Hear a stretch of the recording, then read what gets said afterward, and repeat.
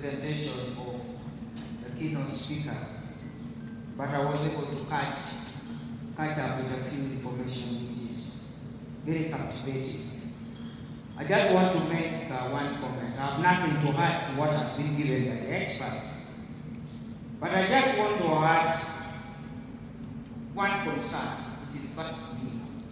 First of all, where can a Ugandan who wants to learn about the culture of Uganda get the books?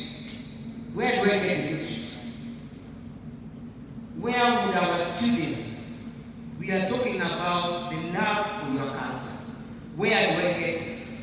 I think this is one challenge for the government, for parliament, for all these agencies that are trying to help us. All these things we are talking about are good, but unless we make it a reality, it's useless. I happen to have been a member of Pan-African Parliament. And when you talk of Africa is characterized by violence and whatnot, I had the courage of asking a stupid question one day. I asked, where did this culture of violence start from? I want to know the origin. And if you ask yourself, you are African, where did we inherit this culture of violence, killing each other, killing your brother, take over power? Where did we get it? We inherited it from the colonial masters. The brutality that they used to take over Africa, to balkanize Africa, is what probably has made us to cope. Because I've tried to read bits and pieces about Africa. I've not found where Africa was so bloody. And if it was, nobody would have wanted to come here anyway. So I think that's one challenge we need to focus on. All these things are good. And I want to ask the Ministry of Education and the Ministry of Culture, for us to change, I need to look at your curriculum. What are we teaching our children? Because that's where it starts from. Inculcation of the love of my culture. I must inculcate it in a child so that it grows with it. You cannot blame anyone to have a mother who is a lamb like me, a father who is a lamb like my Mr. Smart, but the children are speaking English. You can't blame us. Because the colonial masters taught us that if you speak English, you are above those who speak local languages. That's how we are rating ourselves socially. So, moderator, I just want to leave you with one message. I want to find out maybe from Professor Lumumba, who inspired Kwame Nkrumah to feel the pain of Africa. Who inspired him? I just want to learn from you, because I'm also a student of political science. Who inspired these people? Who inspired the people we call the founders of the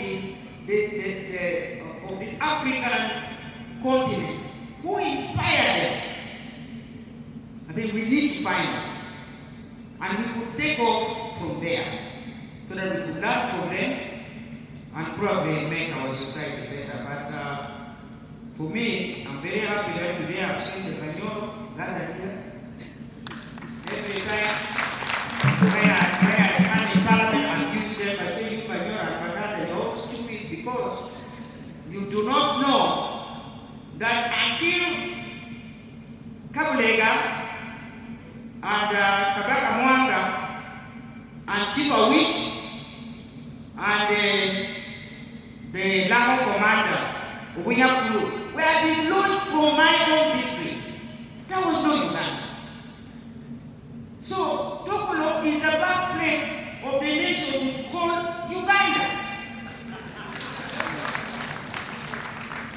And if it had not been Kabulega and Mwanga, Chief Awich, and Winyakulu, there would have been no united Uganda.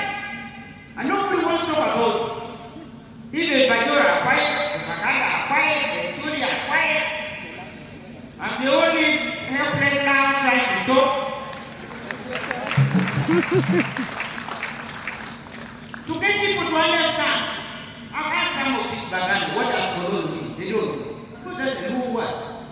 and his chief of people named Kolo. I've asked this Baganda, what does Nakuru mean? They don't know. Because that's the whole word by chief of it, who was tormented by the colonial masters because of his hardness to defend the rights of the people. You could not have slave trade in the north. You could not have any nonsense when the Euro and the Baganda still were in trouble. They were being defended by the Levy and the Yuri. The Baganda were not there. The Euro were not there. So, let us talk about our history. When you talk about nationalism, where did we come from? Who inspired Kabila to become a nation? Who inspired him? Who inspired Kabaka Mwanga, for example? These two were rivals. They were fighting each other.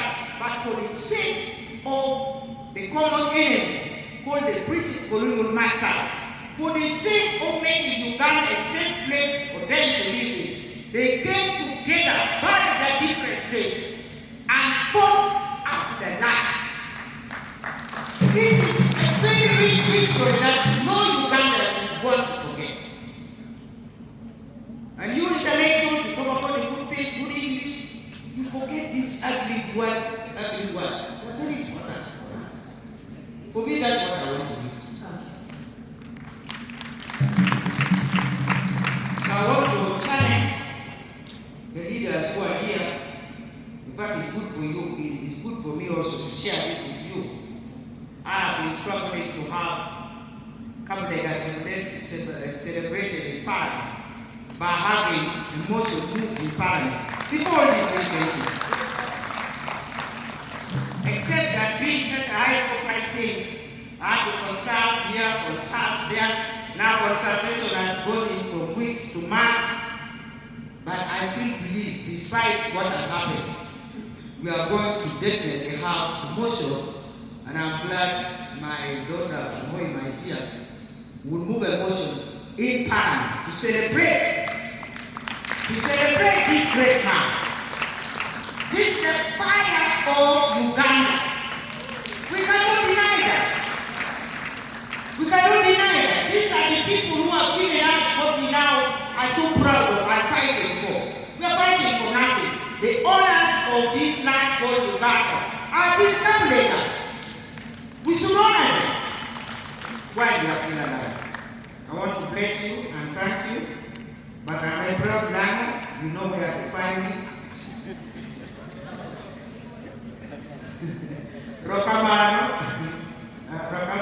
our keynote speaker, and send our greetings to our fellow Badu. Thank you very much. Thank you.